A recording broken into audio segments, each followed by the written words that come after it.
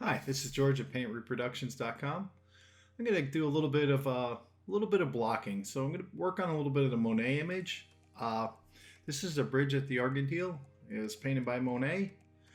This is a wonderful, wonderful project if you want to get a really good take on how impressionists do a lot of painting. So what I'm doing right now is I've already got my initial sketch in. I've got the sky, the basics of the sky in there. And then I've got the farthest away darks in. So as always, your darks are going to be thin, and you want to work back to front, keeping your back painting about as thin as you can get it. Okay, and as you progress forward, you're going to move thicker and thicker and thicker. And one of the things with Monet is like painting a jigsaw puzzle.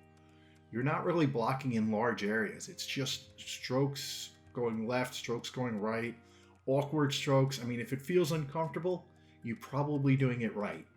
Monet strokes are all over the place, so the most important thing to do is just build up the color and don't try and be perfect.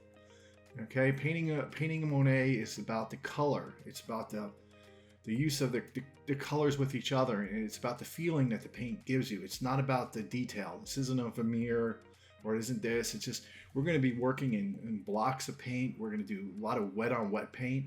Basically, I'm going to be using round brushes, mostly Impressionist, painted with round hogshair brushes, and it's how you can get the feel in there. And the canvas itself is pretty much a rough canvas. I've only put maybe two coats of gesso on it and sanded it very lightly because I want the paint to catch. So what I'm doing is I'm taking the areas that are the darkest. So I'm going to work the darkest green, and I'm going to work the darkest of the darks first, and then I'm going to work the lighter colors coming forward. And I'll do this I may do it in 1 or 2 sittings or 3 sittings. I may just do some of the darks now and then later on, but you'll always see me going back, and if I get the right color, say I'm working on the water and I get the right color, I'm like, aha, I'm going to dab that in the back too. But for the background, I've got it zoomed in on the iPad. I'm not trying to make it perfect. I want to get the overall shape correct, and I want to just work it in so you can see I'm dabbing. I'm not scrubbing. I'm not trying to block in the paint. I'm just dabbing it on there. I ain't even trying to remove all of it. I'm not trying to blend it. In fact, the less blending you do on this reproduction, the better your results. So you're literally, picture it like each brush stroke is like adding a piece of a jigsaw puzzle. You're not trying to blend it all together. You're just trying to emphasize certain darks and emphasize certain lights and get as close as you can, and you mix as you go. So you'll develop I call it a junkie palette. By the time you're done, your palette should look like an Impressionist painting. You should have paint all over the place. And that's why I use a limited palette, and I do this because it's easier. If you mixed 300 colors right now that stayed wet forever, this painting will turn into a wet on wet painting, which is fine. I'm sure this can be reproduced fine as a wet on wet. But my techniques, how I do it is pretty much I let each layer dry. And by working the thinnest layers in the background first to the thickest layers in the front and keeping my darks thin, it dries quicker. And I usually work on several pieces at a time. There's a lot of grays in this, a lot of neutral grays. So you want to kind of catch them as you go too. Gray is very important, and it's really overlooked in paintings. So as you can see here, I'm grabbing that grayish areas, and then I'm going to get the green on there and a darker green and just start pulling it forward. So there's no real special technique to this, except I want to emphasize the dark areas, and don't worry about too much about the highlights and the detail. Just kind of block it in, and you'll see my time-lapse speed on here is it's only going about twice the speed as normal, but it gives you the basic idea. Because it's just all I'm doing is dabbing. I'm dabbing left, dabbing right, dabbing up, dabbing down, just pulling paint and being real careful. Like if you dab an area and you pull the paintbrush back, look, you'll see there's areas in that dabbing that you missed. That's where you want to apply the other color. So it's like filling in jigsaw puzzle pieces. And the more you do this and the more you get used to it, the more you'll get a feel for how the Impressionists must have painted, which is a very unique style, and it's very fun to paint. Because you can see, looking at the image up here, you can see that blue was applied after. That blue was an afterthought over the green. But it's okay, you do the greens first, And if you don't do that blue right up front, don't worry about it, because you'll just get it when it dries. That's the beauty of it. I'm not saying it's a simple paint. It's a simple painting. It's a beautiful painting, and the use of colors is extraordinary. And the water, it does get a little bit difficult. And when you feel like you're starting to blend or you're starting to get sloppy, walk away from it. I mean, I did this painting in 1 hour sittings. So I never extend my session over an hour, and I get done when I can in the hour. And then then I do my work on the taking it off the recorder and doing that kind of stuff. So it forces me to take a break.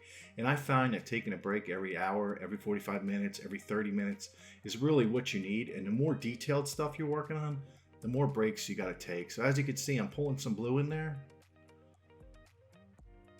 I'm holding that brush up there, which is just a quick way to use a color checker. I mean, you can use a color checker. I include in on my sites all over the place is how to make your own color checker for like 20 bucks.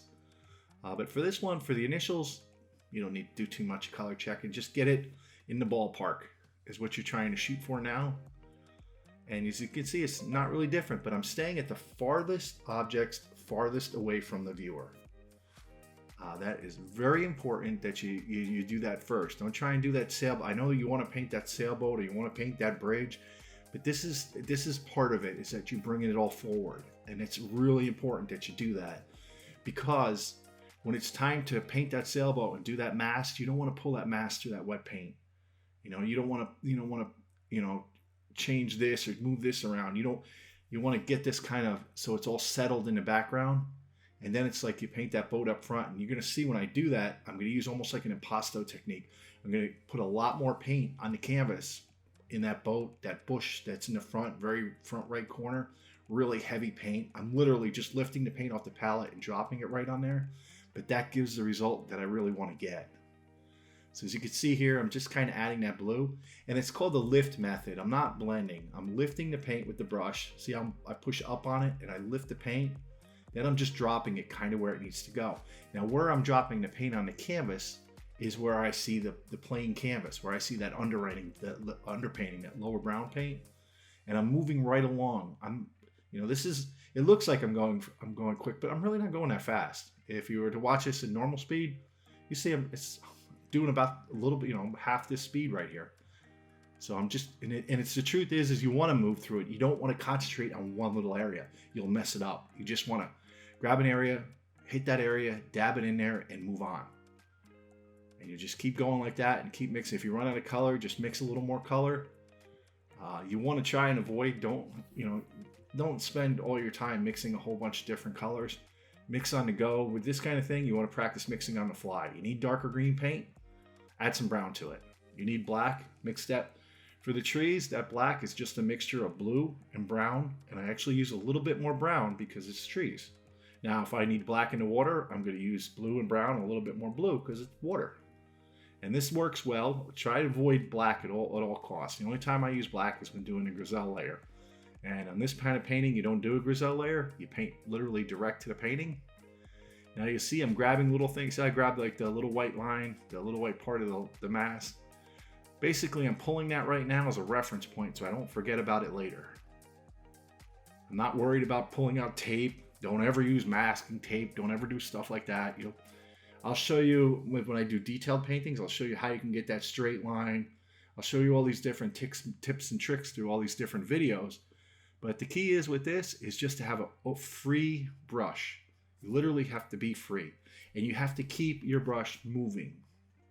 So the second you zoom in and you just stick in that one little area and you start painting and you pull out this and you start painting and start getting all detailed and intricate, you'll lose the picture.